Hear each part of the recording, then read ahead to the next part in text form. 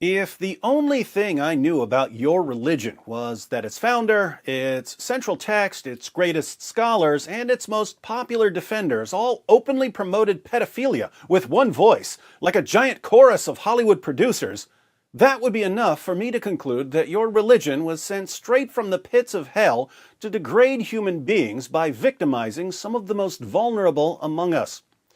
Now, we've all heard about Mohammed having sex with a prepubescent girl. We've read passages like Sahih al-Bukhari 5158. Narrated Urwa, the Prophet wrote the marriage contract with Aisha while she was 6 years old and consummated his marriage with her while she was 9 years old, and she remained with him for 9 years, i.e., till his death. We've seen our favorite dawagandist, Ali Dawa, claiming that if his daughter got her first period at the age of 9, he would tell her that she's ready for marriage. If my daughter reached the age of menstruation at 9 years old, I would say you are ready. You are ready to get married. As revolting as it is to hear Ali Dawa say that he would tell a 9-year-old girl that she's ready for marriage, keep in mind that Ali Dawa is a better man than his prophet, because his prophet didn't wait until Aisha had reached puberty. And we're proud of that. We've seen Sheikh Yasser Qadi tell Muslims to stop lying about Aisha by claiming that she was older than 9 when her prophet penetrated her with his 54-year-old penis. And oh Muslims, don't apologize for the truth and don't distort the truth. There are Muslims that try to deny this. Oh, he didn't marry Aisha as a young girl. Ya akhi, look, that's not the way forward. We don't lie for the sake of our religion. Astaghfirullah. We have the truth. We're not going to cover up the truth if people find it embarrassing. This is the reality. Deal with it. Our Prophet ﷺ married a young girl and it was fine for the time. That's right. Don't be ashamed of your prophet. Be proud of the fact that he spread the legs of a prepubescent little girl and forced his penis inside of her. And we're proud of that. During my last debate, we saw my opponent, a convert to Islam, try to convince me that marrying children is perfectly normal by giving me a book about child brides in America. Before we get started, what I want to do, I would like to gift David Wood with a copy of a book titled American Child Bride, A History of Minors and Marriage in the United States. Thanks, Kenny, but I already had a book on child brides. It's called the Quran. And we're proud of that. As if we didn't already have enough examples of Islam's perverted obsession with little girls, we're about to see Mohammed Hijab admit that the Quran promotes an extreme type of pedophilia. His words, not mine. Yes, I'm talking about the same Mohammed Hijab who sends us messages about golden showers and other disgusting fetishes that he can't stop thinking about. Yes, I'm talking about the same Mohammed Hijab who believes that deep down, non-Muslim women want to be raped by jihadis. This same Mohammed Hijab claims that if all we had to go on was the Quran, we would think that it's perfectly acceptable to have sex with 5-year-old girls. According to Hijab, we only know that men should wait until girls are a bit older because of the hadith. But in the Quran, it's open season on 5-year-olds. If you look just at the Quran, you will get the indication that you can have sexual intercourse with a 5-year-old. If you just read the Quran, it is halal, it would be halal to have sexual intercourse with a 5-year-old. In Surah Al-Talaq, chapter 65, verse 4, Allah subhanahu wa ta'ala tells us who you can divorce and who you cannot divorce. And then he says, وَاللَّائِ لَمْ يَحِدْنَ وَاللَّائِ لَمْ يَحِدْنَ, and the ones who had never been pubescent before. And by the way, this is very important, yeah? I want all Muslims to be aware of this. The reason why we don't have sexual intercourse with 5-year-olds and 6-year-olds and 7-year-olds or whatever is not because of puberty. Wait a minute, what did you say? It's not because of puberty, because that verse in the Quran actually says lam yahid. They never had puberty before. You can't go around that.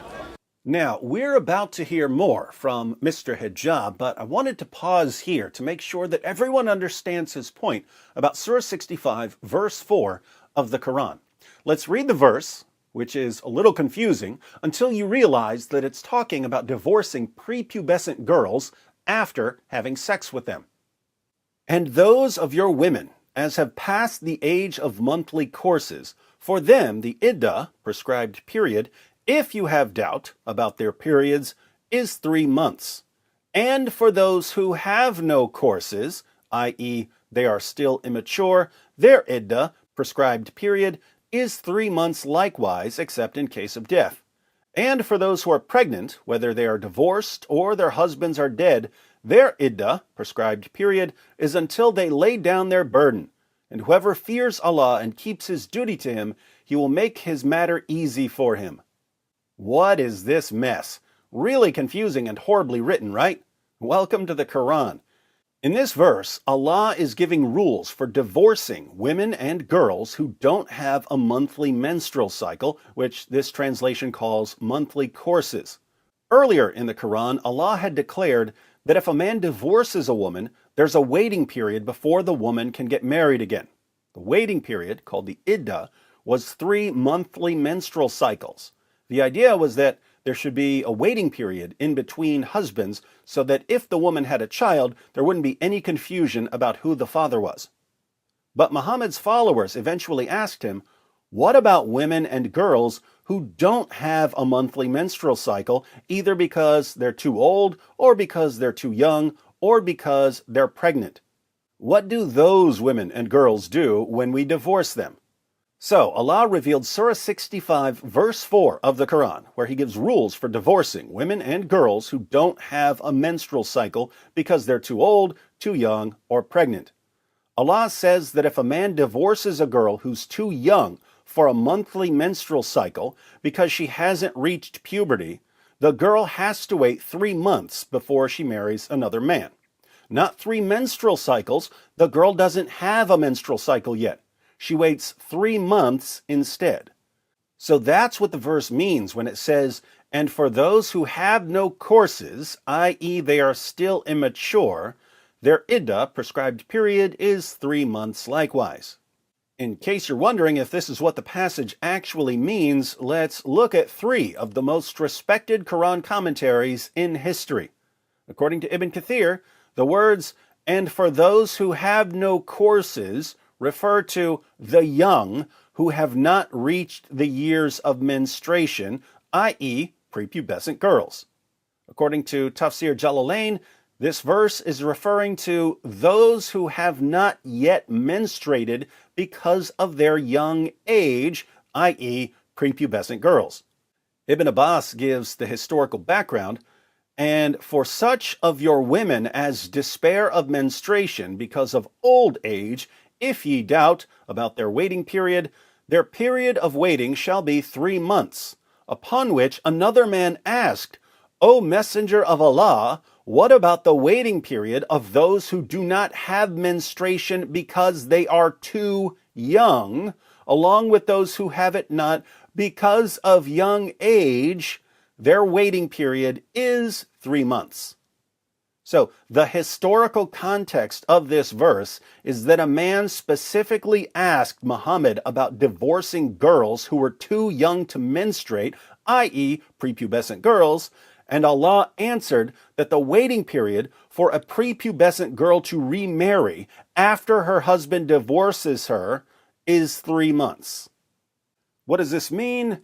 It means that, according to the Quran, a man can marry a prepubescent girl, then have sex with her, then divorce her, then pass her on to the next man who can marry her, have sex with her, and divorce her, and so on, all before the girl has ever reached puberty.